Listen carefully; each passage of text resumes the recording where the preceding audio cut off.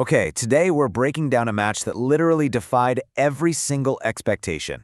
When you see a 0-0 final score on a football pitch, it is incredibly easy to just assume the game was a slow, uneventful snooze fest. But that couldn't be further from the truth here. Today, we're going to look at how a supposedly quiet, scoreless draw transformed into a breathless, dramatic, theatrical masterpiece on a humid pitch in Miami. It's the ultimate question, right? How on earth does a game without a single goal get considered by many as the match of the tournament? Well, as we analyze this 2026 World Cup Group K finale, I want you to completely reframe your thinking. Don't look at this as a boring stalemate. Instead, look at it as a high-stakes, heavyweight chess match where every single move, every substitution, and literally every inch of the pitch mattered. So, let's set the scene with Section 1, the stakes in Group K. Heading into that Miami stadium, the context was everything.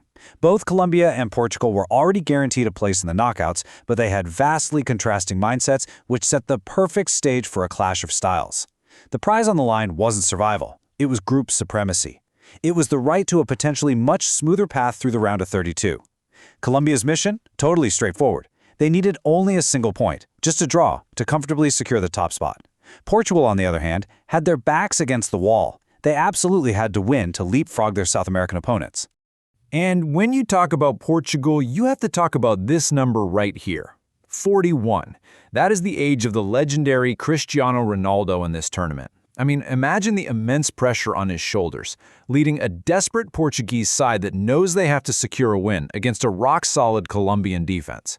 It's a pretty remarkable narrative of endurance and expectation. All right, moving right along to Act 1, Colombia's explosive opening. If anyone thought Colombia was just going to sit back and casually play for a draw, they were proven wrong immediately. Within seconds of the kickoff, Luis Diaz forced a corner with a dangerous deflected shot. And right from that set piece, Jhon Córdoba sent a terrifying warning header just over the crossbar. But Colombia's relentless high-pressing blitz didn't stop there. Just minutes later, Córdoba brushed right past Bruno Fernandes and unleashed an absolute rocket of a drive. That powerful drive by Córdoba seemed 100% destined for the back of the net, but it was denied by what was described as a brilliant, strong right hand.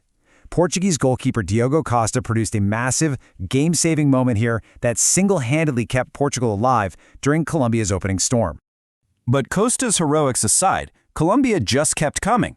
James Rodriguez unlocked the entire Portuguese defense with a magical trademark reverse ball that perfectly found Jhon Arias. Arias stepped up, drilled his shot cleanly toward the bottom corner, and honestly, it looked like a certain goal that would finally break the deadlock. But then we witnessed this, the literal definition of a goal line clearance. You know, that desperate last-second defensive action to stop the ball when the keeper is completely beaten. With Diogo Costa totally out of the equation, Portugal's midfield general Rúben Neves materialized out of nowhere to sweep the ball away right on the line. It was a miraculous clearance that single-handedly kept the score at 0-0. Which brings us to Act 2, Portugal awakes. That near miss from Arias was a massive wake-up call. Roberto Martinez's men realized they couldn't just sit there and absorb pressure. They needed that win, and they finally began to find their rhythm out on the wings. João Cancelo dropped a really clever cutback straight to Bruno Fernandes, who struck a fierce effort from 12 yards out. But Colombian keeper Camilo Vargas was right there with a magnificent reflex save. Then, João Felix managed to breach the defensive line, but his flying volley sailed harmlessly over the frame.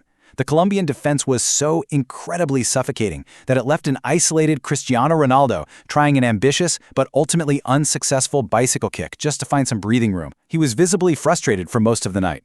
Let's dive into Act 3, second half tension and technical excellence. Entering the second half, the game transitioned from this chaotic brawl into a gripping, highly technical chess match. Both managers realized that one single mistake would cost them the group, so it became a game driven entirely by tactical substitutions. Colombia made the first major move, injecting fresh energy off the bench with Richard Rios and Luis Suarez. These changes immediately threatened the Portuguese backline. Following some amazing work down the right flank by Santiago Arias, the ball fell perfectly to Rios. He hit a side-footed effort that somehow missed the near post by mere inches. The margins in this match were just razor-thin. And returning to the sheer brilliance of Diogo Costa for a second, 6. That's the number of saves Costa racked up on the night, basically turning into an insurmountable wall for his team. His defining moment in the second half was keeping out a stinging, vicious shot from Jhon Arias, single-handedly absorbing the mounting South American pressure. So, looking at the timeline, we've seen this incredible pendulum swing of momentum. We went from Colombia's suffocating high press early on, to Portugal finding their rhythm on the wings mid-match, evolving into a late-match tactical stalemate.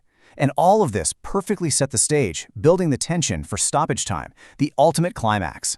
And that leads us right into the final act, the VAR heartbreak. After 90 minutes of near misses and tactical mastery, the match saved its most explosive, jaw-dropping moment for the very end. Colombia wins a late free kick. Juan Fernando Quintero whips a dangerous, dipping cross right into the penalty area.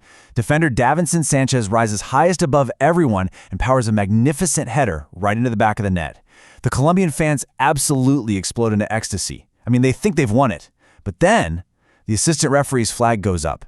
Suddenly, the stadium falls terrifyingly silent as we enter a lengthy, nerve-wracking VAR review. And replays confirmed the heartbreaking truth for Los Cafeteros. Sanchez's toe was offside by a matter of inches. Literally just inches. The goal was ruled out. They were denied a famous victory by the absolute slimmest of margins, allowing the entire nation of Portugal to breathe a massive, collective sigh of relief. Moments later, the final whistle blew. It officially went down in the record books as the first goalless draw in Colombia's World Cup history. But as we've seen by walking through these events, it's going to be remembered not as a boring blank slate, but as one of the most entertaining, breathless, end-to-end stalemates in recent tournament memory. Let's look at the aftermath. With the dust finally settled on all that VAR drama, Colombia's hard-fought draw successfully secures them the top spot in Group K with 7 points, sending them on to face Ghana in the round of 32. Portugal, finishing as runners-up with 5 points because they just couldn't find that winning goal, now faces a massive blockbuster knockout clash against Croatia. So I want to leave you with this final thought. We always celebrate the crazy 4-3 thrillers in football, but could surviving a high-tension, tactical 0-0 draw actually be the ultimate preparation for a deep World Cup run? The defensive masterclass, the resilience, the pure tactical discipline we just analyzed, that might be exactly the crucible both Colombia and Portugal needed to conquer the pressure cooker of the knockout stages. Keep your eyes on both these teams for sure. Thanks so much for joining me.